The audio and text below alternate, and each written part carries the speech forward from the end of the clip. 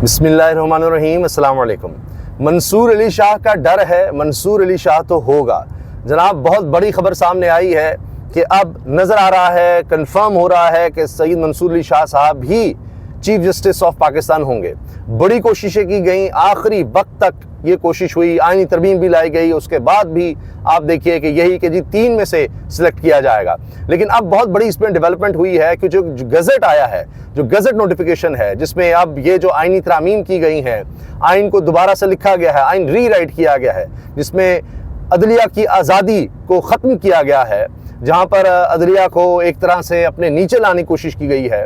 और ये कोशिश है कि हुकूमत फैसला करेगी कौन जज होगा उन्हीं के केसेस में। ये सब जो बर्बादी की गई है, इसके हवाले से जो गज़ट नोटिफिकेशन आया, जो अब यानी ऑफिशियली कंफर्म्ड है, उसमें ये लिखा हुआ है कि 3 सीनियर 3 जजेस में से एक का इंतखाब किया जाएगा, और अगर कोई एक जिसको कहा जाएगा जी आप चीफ जस्टिस बने, वो इनकार करता है तो फिर बाकी 2 में से किसी को सिलेक्ट किया जाएगा। यानी अब हुकूमत तो चाहेगी बज़ाहिर के या अफरीदी साहब हों, लेकिन अगर वो इनकार करते हैं तो फिर क्या मुनीब अख्तर साहब को बनाएंगे? फिर तो मंसूर अली शाह साहब ही हैं।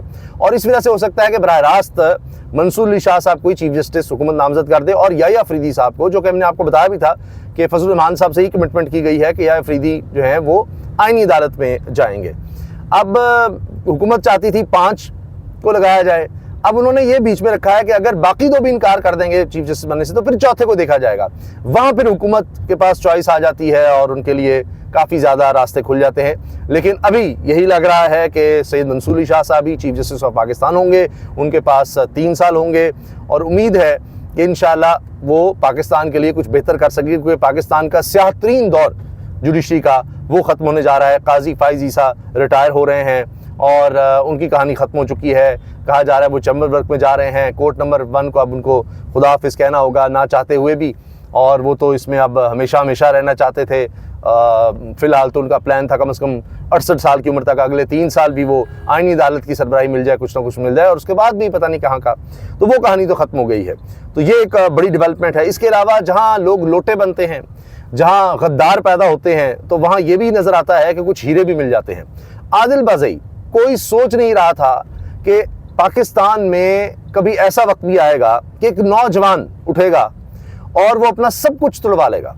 यानी घर बर्बाद हो गया, घर तोड़ दिया गया, कारोबार तबाह कर दिया गया, प्लाजे गिरा दिए गए, जो कुछ था ख़त्म कर दिया गया, और फिर ये कि जी इसको डीसीट भी कर दिया जाए। नून लीग ने लिख दिया है कि चालाकी से इलेक्शन कमीशन के साथ मिलकर उसको नून लीग का जाहिर कर दिया गया, जबकि सारी दुनिया जानती है कि वो तहरीक इंसाफ के साथ था। वो बार बार बयान भी देता रहा, मगर देखिए कि ऐन मौके पर जहाँ बड़े बड़े लोग ऐसे नजर आए, और जिस तरह ज़ैन कुरैशी का नाम आ रहा है, जिनके बारे में सोच भी नहीं सकते थे, वो भी दूसरी तरफ जा बैठे, तो ऐसे वक्त में आदिल बाज़ई, जिसका कब से चल रहा था नहीं मशकूक है, ये है वो है, उसने कितनी बड़ी कुर्बानी दे दी है। और उसने अपने नज़रियात पर, जहाँ वो खड़ा है, वो इमरान खान के साथ है, वो तहरीक इंसाफ के साथ है, वहाँ खड़ा है। इतना कुछ होने के बाद भी पाकिस्तान में ऐसा नहीं होता था। पाकिस्तान में तो इससे बहुत पहले ही, जिस तरह भी आपने देखा है, लापता होने पर, चलिए जबर पर, तशद्दुद पर लोग टूटे हैं। पहले तो इसकी भी ज़रूरत नहीं पड़ती थी, बड़ा आसान होता था। आपने देखा मुशर्रफ दौर में, देखा आपने उस वक्त क्या क्या होता रहा, और उससे पहले भी, और फिर काफ़ी देर इंतज़ार करना पड़ता था। ये पाकिस्तान में पहली दफ़ा हो रहा है कि इतनी बड़ी तादाद में इस तरह से लोग साथ खड़े हो रहे हैं तहरीक इंसाफ के, और उसको तोड़ने की कोशिशें मुसलसल नाकाम हो रही हैं, बल्कि तहरीक इंसाफ रिफाइन हो रही है, कमिटेड लोग आते चले जा रहे हैं और एक को तोड़वाते हैं। यही हुआ ना आईपीपी में। इसीलिए अब आप देखें कि अभी जो बात हो रही है फॉरवर्ड ब्लॉक की कि शायद शाह कुरैशी साहब उसको लीड करेंगे, तो वो ख़त्म हो जाते हैं और तहरीक इंसाफ और ज़्यादा मजबूत हो जाती है। अब ये भी मसला बना हुआ है कि क्या करें। इस तरह अगर इसको तोड़ते हैं तहरीक इंसाफ को, तो और ज़्यादा प्योर हो जाएगी और मजबूत हो जाएगी, तो ये भी मसला है। आईपीपी का एक्सपेरिमेंट फेल हुआ, तहरीक इंसाफ पार्लियामेंटेरियन का, परवेज़ खटक का एक्सपेरिमेंट, वो बुरी तरह से फेल हुआ, बर्बाद हुआ। और अब कितने लोगों को करेंगे? किसी को तोड़ते हैं तो आदिल बाज़ई जैसे और ज़्यादा लोग सामने आ जाते हैं, तो लोग कहते हैं जी एक और मुराद सईद मिल गया है, इतना कमिटेड तहरीक इंसाफ का एक कारकुन मिल गया। ये सब बातें होती हैं। एक और ख़बर यह है कि हर सूरत मौजूदा हुकूमत इमरान रियाज़ खान को गिरफ़्तार करना चाहती है, क्योंकि इमरान रियाज़ खान वो सहाफ़ी है, वो निडर दलेर सहाफ़ी है, जो कमिटमेंट के साथ अपनी बात पर खड़ा है।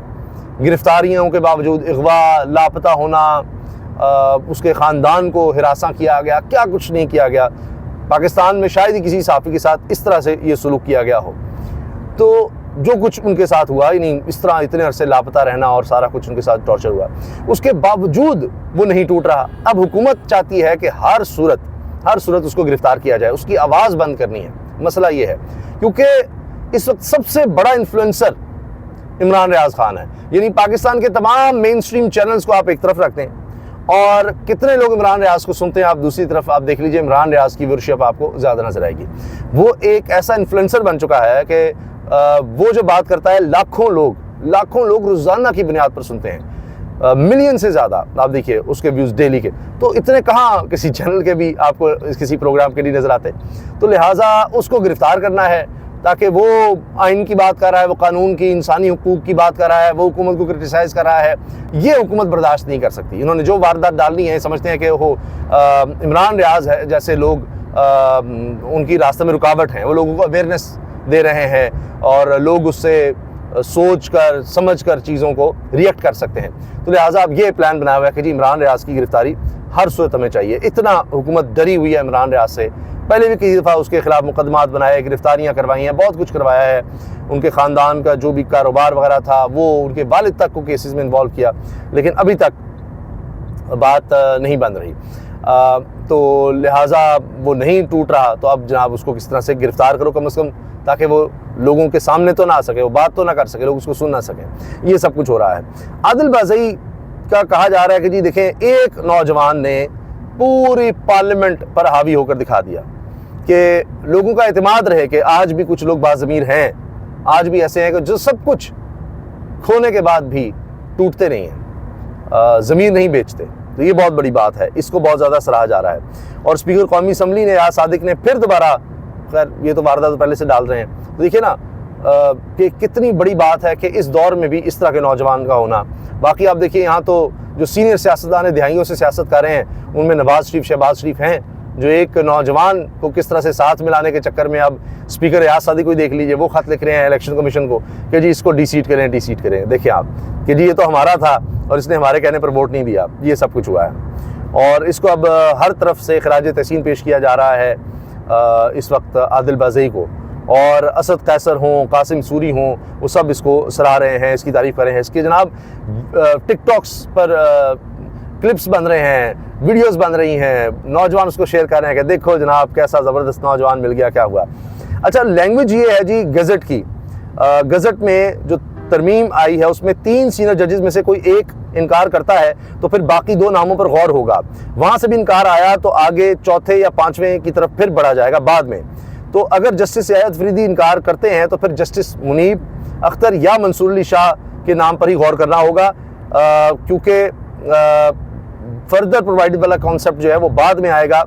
वो इसलिए कि लिखा हुआ है, लैंग्वेज ही है, provided that where the nominee under this clause declines अ जज फ्रॉम द रिमेनिंग जजेस amongst the 3 most senior judges shall be considered and nominated।